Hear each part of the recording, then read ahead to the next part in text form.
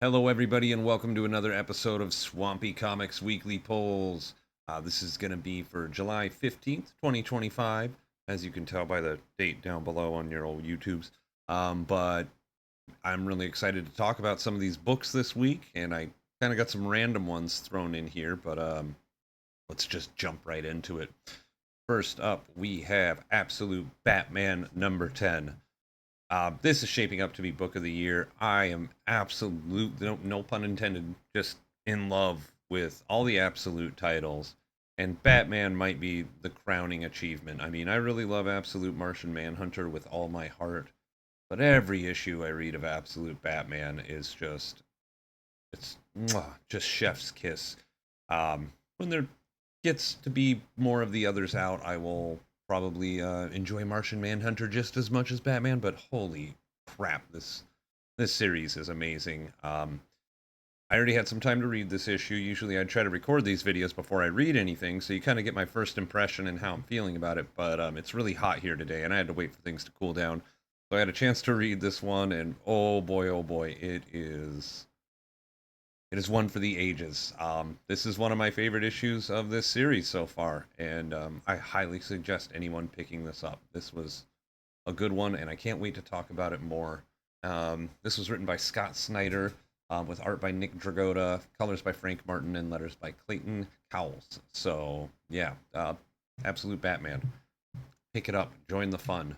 And speaking of absolute titles, up next, we have Absolute Flash, number 5. This series has been a lot of fun. It seems to be towards the middle or the bottom of a lot of people's favorite absolute titles out of the 6 that are out so far. But and I get it, but being in the middle or lower tier is like winning silver or bronze at the Olympics. It's like you're still one of the best things on the market right now, Absolute Flash. So I mean, yeah, this issue picked up from last issue. The first 3 issues I just thought were slobber knockers from just all, up and down, just total, just great action packed reading. And then issue 4, we kind of hit a little breathing point, and maybe it wasn't as good in just kind of jaw dropping action sense, but there's a lot of world building, which there was even more of in this issue, along with a battle of the absolute version of classic Flash villain Heatwave, um, which was really trippy. You can kind of tell that maybe I already had time to read this one too. I couldn't help myself. But yeah, Absolute Flash is shaping up to be a lot of fun. Again, I can't wait to talk more about this one later on in the week when I do the tier list. But Absolute Flash number 5. This one's by Jeff Lemire with art by A.L. Kaplan, colors by Chris Sotomayor, and letters by Tom Neapolitano. Nailed it. All right, up next we have Batman Superman World's Finest. This is one of the only consistent, I mean, besides the We Are Yesterday story arc, this is kind of the only consistent DC title that's out of continuity that I'm really into. Um, but because the Absolutes are technically part of All In. So they're in continuity with the main DC stuff. But this Batman Superman World's Finest run has been a lot of fun. I started with the 30,000 Leagues Under the Sea or whatever, the 3-issue arc with Aquaman and Swamp Thing fighting against the Floronic Man with Batman and Superman and Robin, of course. And I really liked that story arc. I mean, it has Swamp Thing in it, so a win. Am I right? But yeah, I'm just really excited to see what they do with Bizarro. Mark Waid has been doing a great job with this, and I've been having a lot of fun reading Batman Superman World's Finest. This is definitely an entry level title for anybody just slightly into superhero comics and wants a starting point. This is great. Just ease you in, see what you like, and if you like this kind of stuff, there's so much more to go for. But yeah, I'm excited to get introduced to Bizarro within this series, so that's going to be a lot of fun, and covered by Dan Mora, total win.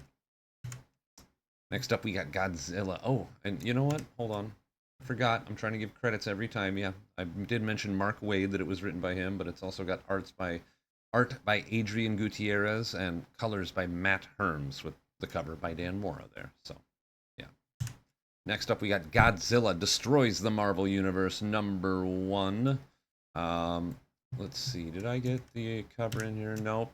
I did get the Marvelized Thingzilla alternate cover, and it's just kind of cool. It shows Sue Storm and Reed and Johnny fighting against Godzilla with Thing skin. Go look it up. It's pretty cool. This one was written by Gerry Duggan with art by Javier Garrón, colors by Jesus Aburtov, and letters by Travis Lanham. And you know, as you get to know me through this channel, I'm more of a DC kind of reader, but I do like Marvel. So I'm just trying to find some jumping in points to whatever is going on in Marvel, and I figure this might just be fun, on top of maybe showing me some dynamics that I might not be updated with, as well as some minor characters that are maybe a little more popular now that I have no clue of since the last time I was reading Marvel books. And it has Godzilla. But no, I'm super stoked to read this. I think this is just going to be a 4-issue miniseries, but yeah, I mean, it seems like it's going to be a lot of fun. Anytime somebody comes in to destroy the Marvel Universe, it's usually a good time, whether it's cheesy or not. So, looking forward to reading this one. Up next, we got Krypto, the Last Dog of Krypton #2. Let's see, did I get the... Yes, I got the Rafael de la Torre variant.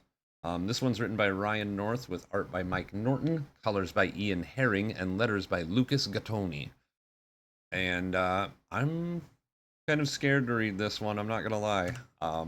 Lex is on the cover there, and you can see he might not have good intentions for our bestest boy here. So I hope Krypto doesn't die in this issue. That would be terrible. Clearly he won't. But I am stoked to read this. I just figured this would be a fun mini series, and I ended up enjoying issue 1 a lot more than I thought. You know, yeah. I mean, Mike Norton can freaking draw some dogs. Let me tell you, that guy can draw some emotive puppies that you feel bad for when they get abandoned in space. So yeah, excited to see with Krypto's first adventure in Smallville. This seems to be before he meets Clark. Maybe he meets him in this issue. Who knows? I'll find out soon. Up next, we have another one of my contenders for... Let's look at that cover again. Look at how cute he is. Oh, man. I just want to give him scridges. All right, next issue. We got the New Gods #8. This is definitely in contention for one of my favorite series of the year, if not all time. I can't stress enough how much I thoroughly enjoy reading this and looking at the art and just taking it all in. This is a beautiful book with an epic story that, even if you're not familiar with Jack Kirby's Fourth World or a lot of the New Gods lore, you can just jump in here and you get it. The reason I know that is because one of those people was me. I knew the New Gods stuff as a passing glance. Like, yeah, I could name about half of the pop. You know, that's Orion, that's Barda, that's Mr. Miracle, that's Granny Goodness, you know, Darkseid, Highfather, Metron, and that's about where it used to end for me, and I just knew them from passing. But this series has really showed me how much I enjoy the lore behind the Fourth World and the New Gods, and seeing them kind of stuck on Earth with the superheroes helping them is really cool. I can't wait to see what we have in store. It looks like they're having a feast here. So yeah, maybe a nice little dinner is in store for us in this issue. I can't wait to get to it. And I can't wait to see what Seraphin on the cover there, that cowboy with the revolver on the top there. I cannot wait to see what he's involved with, because he's one of the Forever people, right? And yeah, just... Man, they're bringing in so much. This is the cover I got. I got the Javier Rodriguez variant. And yeah, this issue was written by Ram V with art by Evan Cagle and Pablo M. Collar with art and color also by Stipan Morian. Got Got colors by Francesco Segala and letters by Tom Napolitano. Napolitano. There. Now I nailed it. But yeah, the New Gods. It's hard to pick up back issues. You're just get the trades, read this on Unlimited, do what you can to get your hands on this story. It is fantastic. Up next, we got Superman Unlimited number 3.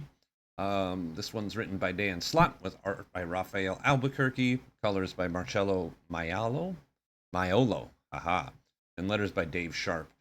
Superman Unlimited. This is just a fun Superman romp. It's not tying too close to get, like, I'm not sure if this must take place after like some of the red kryptonite stuff that's going on in the comics and right before the next issue. It's kind of hard to fit this into the timeline of things, but I'm sure all more will be revealed. I believe it was already referenced in Supergirl, if I remember correctly. But anyway, Superman Unlimited. It's just another fun, action-packed Superman series. That seems it's putting him in a little more weird and fantastical situations. The series started with him punching a meteor that turned out to be entirely made of kryptonite. It crashed to Earth. He was knocked out for a number of months. It crashed the majority of it crashed in a country that was able to use the kryptonite as a rare resource and make themselves rich. So there's basically a kryptonite city on Earth that has kryptonite for money, and now kryptonite weapons are becoming a thing, but also Superman can turn gold and even more superpowered. It's really kind of just wild Superman, where the mainline just Superman comic is a little more toned down, personal, but still very epic with very strong storytelling. Superman Unlimited seems to be going for more of a, and this is a good thing that I'd like, but more of a Saturday morning cartoon vibe. So, I mean, between what's going on in Action Comics and the mainline Superman book and Superman Unlimited, I mean, you're getting 3 different super good flavors of Superman right now. I mean, the summer of Superman is in full swing, and I'm here for it. Can't wait to talk about this one. Can't wait to crack it open. Can't wait to see the towering terror of Toyman. But let's move on to the next comic. Oh yeah, this one. So, originally I was going to pick up issue 0 of X-Men Age of Revelation, but it seems like Marvel kind of just sprung this one, and neither of the stores that I went to today had it or even knew what I was talking about. So hopefully I can get my hands on that later on. One of the guys that I talked to said he was going to order it. But yeah, hopefully I can get into that. I wanted to dig into something X-Men right from the get-go. Weapon X-Men did not do it for me. I'm okay with that being a short series. I didn't want to buy that anymore. But I really like Deadpools and Wolverines, but I need more real X-Men. But that being said, it wasn't there. And then I noticed this Marvel book, and it was a nice foil cover. And I see that it came out in May, so it's really not a new release. But I figured I'd check it out. I'm here to give things chances, and so, yeah. We got Vision and Scarlet Witch number 1 by Steve Orlando, with art by Lorenzo Tometa, colors by Ruth Redman, and letters by Travis Lanham. I have no clue what to expect from this. I want it to be good. I hope it's good. I haven't heard anything, which usually isn't a bad sign. Usually when hearing, if it's not praise when you hear something, it's usually bad. So I'm excited to check this out. I liked Vision a lot when I was younger. He was my favorite character to play in the Super Nintendo Avengers game. But other than that, I kind of more know these characters from the MCU, so I'm kind of excited to see a take from them outside of the MCU, and I do believe this has something to do with their wedding anniversary or something. So, yeah, hopefully it's a fun, personal book, and yeah, hopefully it's got a lot of love in it. That's what I'm hoping. Yeah, Vision and Scarlet Witch. Oh, and here we go. An end of a fantastic miniseries with art and words by Jamal Campbell and letters by Alyssa Marr. I forgot to write that down, but I'm going to look it up right here because that's not fair to her because I do want to say something about the lettering in this series. I just want to double check I'm talking about the right person. Let's see here. Oh, Ariana Marr. I'm sorry, Ariana. Ariana Marr. So, Zatanna has been a fantastic, just beautiful romp of a story about a powerful magic character coming up against a threat she never saw coming. And I really liked this miniseries. I can't wait to read issue 6. I'm sorry to say goodbye to it, but there are rumblings that I've heard about our gal here coming back for another series soon. Not another solo series, but maybe a team book. We'll talk about that more on Saturday because I don't know much about it, but I also don't want to spoil too much of what I know before I actually read this thing because I did see certain characters are in this issue. Um, but all in all, I'm really excited to read this. But I'm also bummed to wrap up this good series. I think Jamal Campbell, without a doubt, is one of the best artists in the industry right now, and I want him to come back to Superman. I want him to draw most comics. Honestly, I wish he could because he's fantastic. When this Zatanna series comes out in trade, or if you want to go back and pick it up in the 6 issue run, I highly suggest it. It's some of the most fun I've had buying comics all year. I was really excited for every single issue, and today was a little bittersweet saying goodbye to this wonderful, wonderful mini series. I wish that it just would keep going. Don't have to be mini. It could be big old series. But anyway, those are the polls for July 15th, 2025. Thanks for watching, everybody. Leave a comment below if there's a book you think I should check out, or if you have any inaccuracies I may have made to address, or if you just want to tell me, hey man, you're doing a good job, Swampy, that'd be fantastic. Yeah, like and subscribe, comment, and I'll see you Saturday for the tier list. Bye bye.